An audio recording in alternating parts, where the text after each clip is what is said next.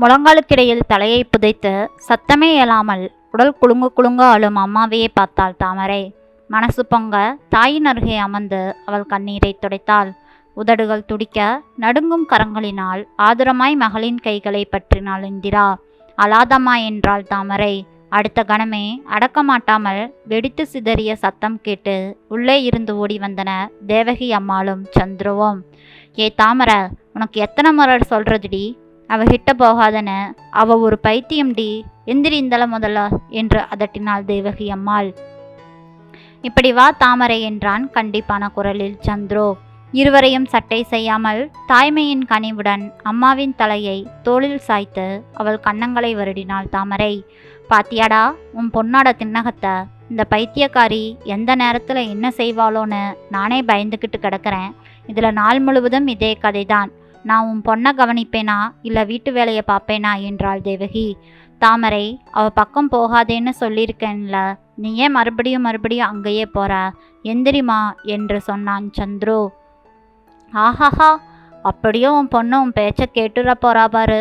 9 வயசு குமரு வீட்டில் ஒரு காரியம் செய்யறதில்ல, இந்த வயசுக்கே நெஞ்சுரம் பிடிச்சு அலையுதே, இன்னும் கொஞ்ச நாள் ஆச்சுன்னா என்ன ஆட்டம் ஆடுமோ என்று அங்கலாய்த்தாள் பாட்டி தேவகி.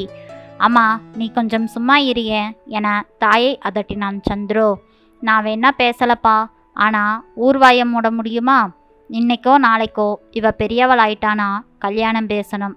பைத்தியகாரி தான் பொண்ணோட அம்மானா சம்பந்தம் எதுவும் வருமா என்ன? வயிறே பத்திக்கிட்டு எரியுது என்றாள் தேவகி. வா இப்படி, மகளின் கையை எரிச்சலுடன் பிடித்து இழுத்தான் சந்துரு. திமிரி கையை உதறினாள் தாமரை. 9 வயசு குழந்தைக்கு இத்தனை பலமா என திகைத்து போனான் சந்துரு. அம்மாவை விட்டு விலகி வேகமாக எழுந்து வந்தவள், அப்பா, இன்னொரு முறை உங்கள் அம்மா எங்கள் அம்மாவை பைத்தியக்காரின்னு சொன்னானா அப்புறம் நான் என்ன செய்வேன்னு எனக்கே தெரியாது என்றாள் கோபத்துடன் தாமரை. என்னடி செய்வா? அப்படி என்னத்தை தான் செய்வா? அப்படித்தான் சொல்லுவேன். ஒரு முறை இல்லை, இருமுறை அல்ல, 100 முறையும் 1000 முறையும் சொல்லுவேன், உங்கள் அம்மா ஒரு பைத்தியம்னு என தேவகி முடிக்கும் முன்னே மேஜை மேலிருந்த எவர் சில்வர் சொம்பையும் டம்ளர்களையும் எடுத்து வேகமாய் தரையில் அடித்து வீசினாள் தாமரை. அது தேவகியின் காலடியில் உருள, டே சந்துரு, உன் பொண்ணுக்கும் பைத்தியம் ஒட்டிக்கிச்சு போ என அலறினாள். ச, வாய மூடுமா என அதட்டினான் சந்துரு. பாட்டியின் கைகளை இறுக பற்றி தரதரவென வாசலுக்கு இழுத்து வந்தாள் தாமரை. விடுடி, என்னை விடுடி, இங்கே பாரு எவ்வளோ பெரிய கோலம், இன்னைக்கு காலையில் எங்கள் அம்மா போட்ட கோலம் இது. பைத்தியம்னா இப்படியுமா கோலம் போடு? இல்லை கலரெல்லாம் போடுமா சொல்லு என்றாள். பின்னாலேயே ஓடி வந்த சந்துருவும் கோலத்தை பார்த்து அப்படியே அசந்து போய் நின்றான். மீண்டும் அவளை நடுக்கூடத்துக்கு இழுத்து வந்தவள், பூஜை அறை எப்படி இருக்குதுன்னு பாரு என்றாள். அறையில் பித்தளை குத்துவிளக்கு பொன்னாய் மின்னவும் முத்துச்சுடராய் ஒளிவிட்டு சுடர் எரிந்தது. சுவாமி படங்களை புத்தம் புது மலர்கள் அலங்கரிக்க ஊதுபத்தியின் வாசம் மெதுவாக சுழன்று வெளியே எட்டி பார்த்தது. பைத்தியம்தான் இப்படியெல்லாம் பூஜை செய்யுமா, இல்லை பூஜை அறையை இப்படி சுத்தம் பண்ணி வச்சிருக்குமா? சொல்லு பாட்டி, சொல்லு என்று அதட்டினாள். உன்னை கவனிக்கவும் வீட்டில் வேலையுமே எனக்கு இடுப்பை நெரிக்குது. இதில் நான் பூஜை அறையை எல்லாம் அலங்காரம் செய்யறதுக்கு எனக்கு எங்கே நேரம் இருக்குது என முணுமுணுத்தாள் தேவகி. எங்கள் அம்மாவை பைத்தியக்காரின்னு சொல்கிறியே, யாரால் எப்படி எங்கள் அம்மா பைத்தியமானாங்கன்னு கொஞ்சமாவது நினச்சி பார்த்தியா? அந்த கொஞ்சம் நன்றியே இல்லாமல் இப்படி வாய்க்கூசாமல் பேசுறியே. அன்னைக்கு மட்டும் எங்கள் அப்பாவை எங்கள் அம்மா கையை பிடிச்சி இழுத்து தள்ளலைனா என்ன ஆகியிருக்கும் நினச்சி பாரு, எப்படி எங்கள் அம்மா பைத்தியமாச்சுன்னு என பழைய நினைவுகளை கூர்ந்தாள் தாமரை. இல்லை, இன்னைக்கு நீயும் எங்கள் அப்பாவும் இப்படியெல்லாம் பேசிக்கிட்டு நிற்பீங்களா என மீண்டும் கேட்டாள். சந்துருவுக்கு மகளின் கேள்வி பொட்டியில் அடித்தால் போலிருந்தது. பின்னால் வரும் வண்டியை கவனிக்காமல் கண்ணிமைக்கும் வினாடியில் கையை பிடித்து தள்ளிவிட்டவள் தான் இந்திரா. என்ன ஏது என சுதாரிக்கும் முன்னே வேகமாய் வந்த வண்டி இந்திராவை தூக்கி எறிந்து அதன் போக்கில் போய்விட்டது. தலையில் பட்ட அடியால் அவள் நினைவை மூளை மழுங்கச் செய்து புரட்டி போட்டது வாழ்வை.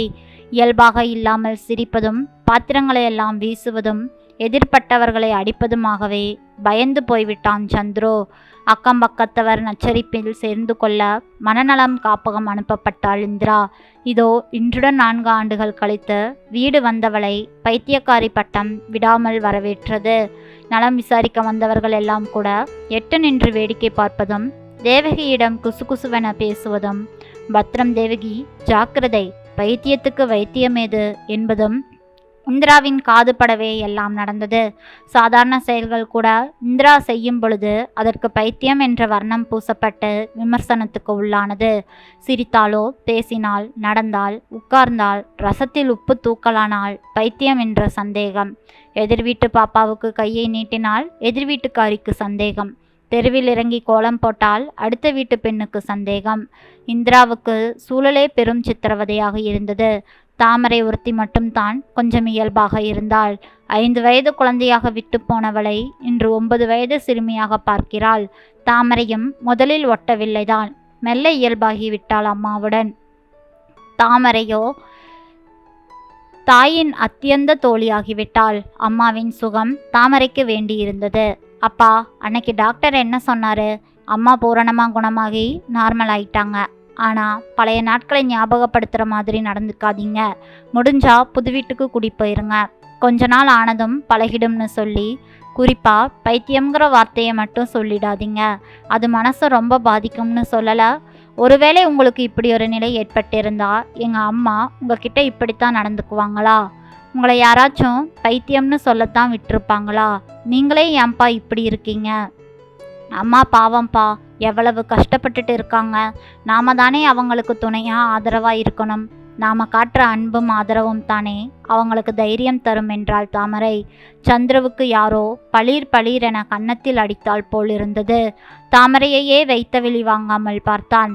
அம்மா, எல்லாரையும் போல இல்லையேன்னு எவ்வளோ நாள் நான் அழுதுருக்கேன். இப்போ தான் கடவுள் என் அம்மாவை என்கிட்ட திருப்பி கொடுத்துருக்கிறாரு. அந்த அம்மாவுக்கே ஏதாவது ஏற்பட்டுச்சுன்னா நான் சும்மா இருக்க மாட்டேன், சொல்லிட்டேன். திரும்ப நீங்களோ உங்கள் அம்மாவோ ஏடாகூடமாக பேசி எங்கள் அம்மாவுக்கு நடக்கக்கூடாதது ஏதேனும் நடந்துவிட்டா என்னால் அது தாங்கவே முடியாது. எனக்கு எங்கள் அம்மா வேணும் என கூறி தரையில் மடிந்து உட்கார்ந்து கைகளால் முகத்தை மூடி அழுதாள் தாமரை. மெழுகு பொம்மையொன்று உருவது போலவும் வெண்மையாக தகித்தது அந்த அழுகை. மனைவியையும் மகளையுமே மாறி மாறி பார்த்தான் சந்துரு.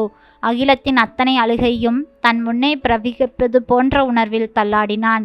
இந்திராவுடனான இணக்கமான நாட்கள், இனிமையான தாம்பத்தியம் சரசரவென அவன் கண்முன் தோன்றி மறைந்தன. இந்த உயிரே, இந்த வாழ்க்கையே அவள் போட்ட பிச்சைதானே, எப்படி நான் போய் மறந்தேன்? என் மகள் தகப்பன் சாமியா வந்து சொல்லிட்டாளோ? மனதுள் ஏதோ ஒரு அடைப்பு விடுபட கழுவிவிட்ட வீடு போல சுத்தமாக இருந்தது மனசு.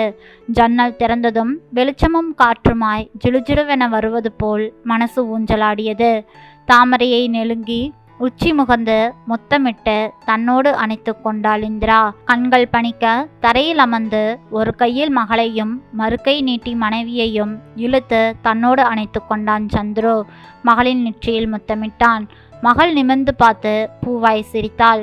மனைவியின் கன்னங்களில் இதழொற்றினாள். கணவனின் கண்களில் வழிந்த நீரை விரல்களால் துடைத்தாள் இந்திரா. மூவருமே புன்னகை பூத்தனர். பட்டாம்பூச்சிகளின் சிறகடிப்பு போல மெலிதானதொரு உல்லாசம் அங்கே இளையோடியது. இனி மூவரும் சந்தோஷவானில் பறப்பார்கள். ஆம் நண்பர்களே, குடும்பத்தில் யாருக்காவது ஏதேனும் ஒன்று என்றால் முதலில் துடிப்பவள் தான் மனைவி. ஆனால் அவளை பற்றி சிறிதும் கவலைப்பட மாட்டாள். அப்பேற்பட்ட மனைவியை நாம் சந்தோஷமாகவும் பாதுகாப்பாகவும் வைத்துக்கொள்வோம். நன்றி. இந்த கதை பிடிச்சிருந்ததுன்னா மறக்காமல் லைக் பண்ணுங்கள். நம்ம சேனலை சப்ஸ்கிரைப் பண்ணி உங்களோட ஆதரவு கொடுங்க. மீண்டும் நாளை வேறொரு கதையில் சந்திக்கலாம். நன்றி நண்பர்களே.